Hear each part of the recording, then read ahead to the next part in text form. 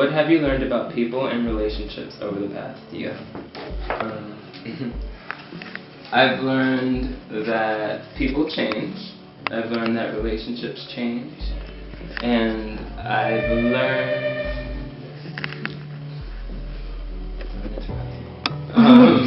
learned to just go with that change and not to put so much focus on said people and on said relationships, because putting a little more focus on yourself will actually help you to grow, and that will cause you to change just like these other people are changing. And if you're lucky, these people will be changing at the same rate as you are, and it'll all work out. If not, bye. Oh, I got a short question. That means it's deep. It's gonna be like love question mark.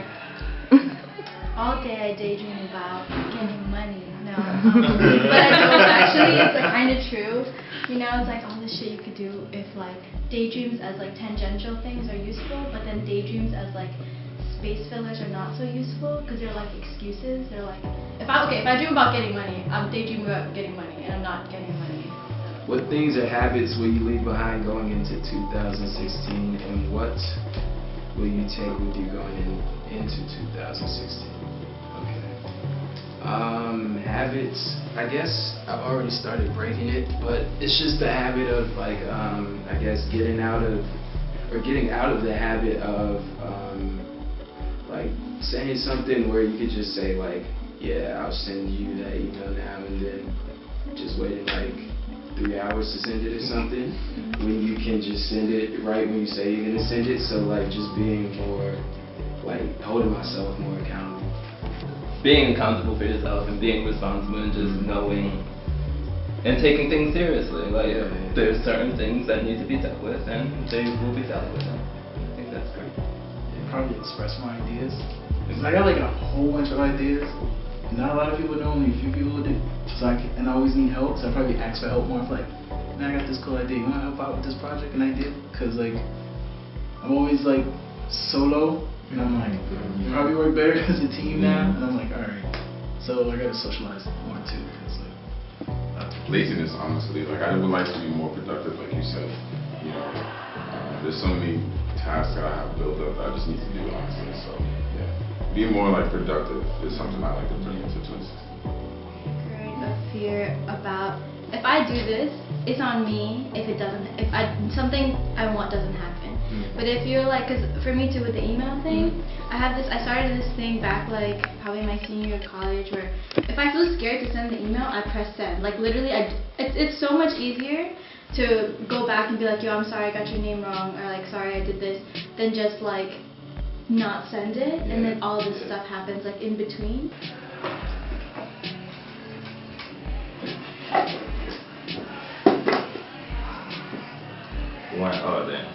When I love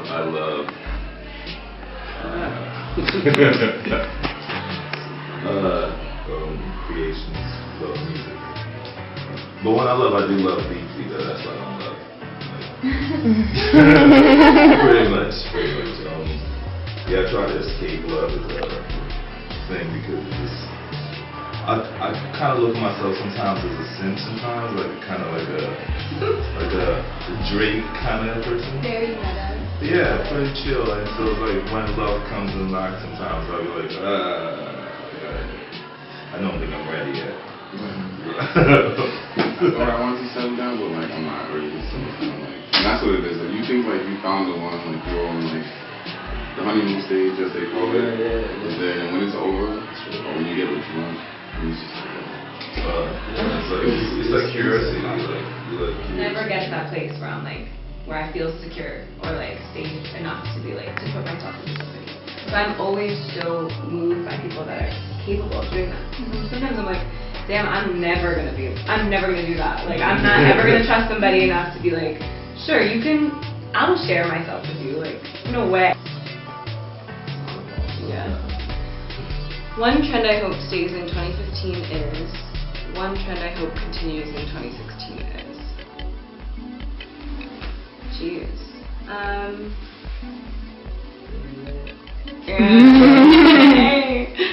One trend I hope that stays in 2015 is probably my like intense intense desire to control all variables around me in life. Like, I just really do. Right? Like, I'm such a.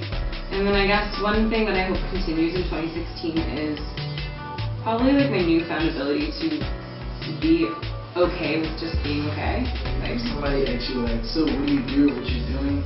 And then like, say like you tell me, oh, I'm the CEO of a company now, and then you're like, oh, these kids.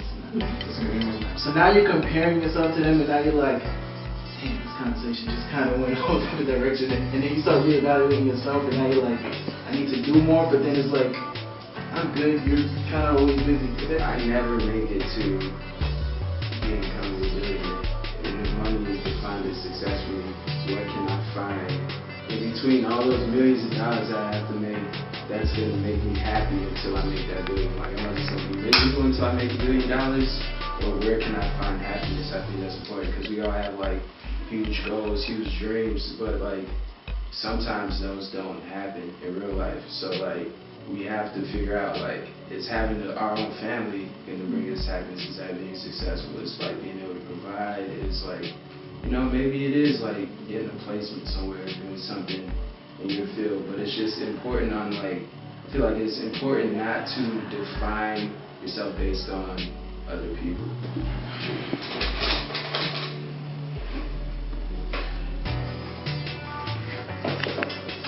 I'm a better person now than in January 2015 because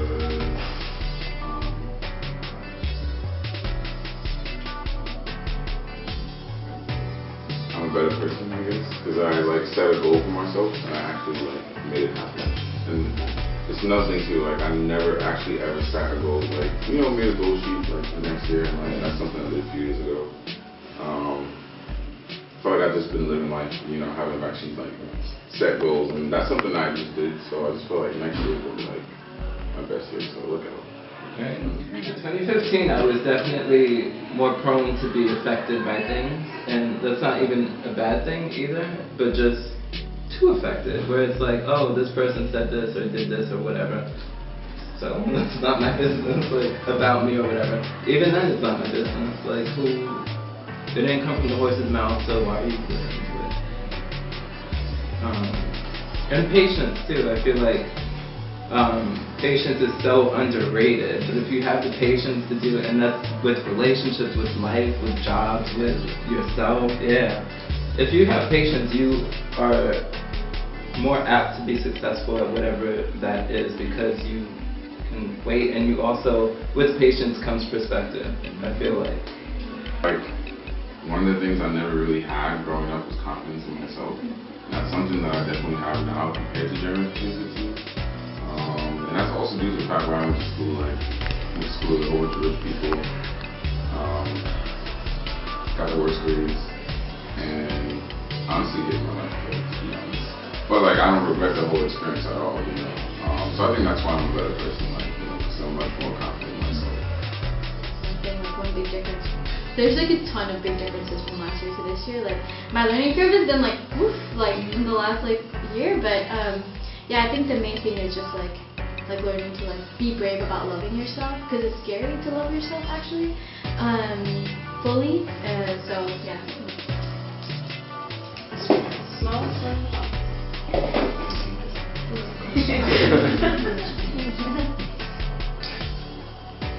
New year, new.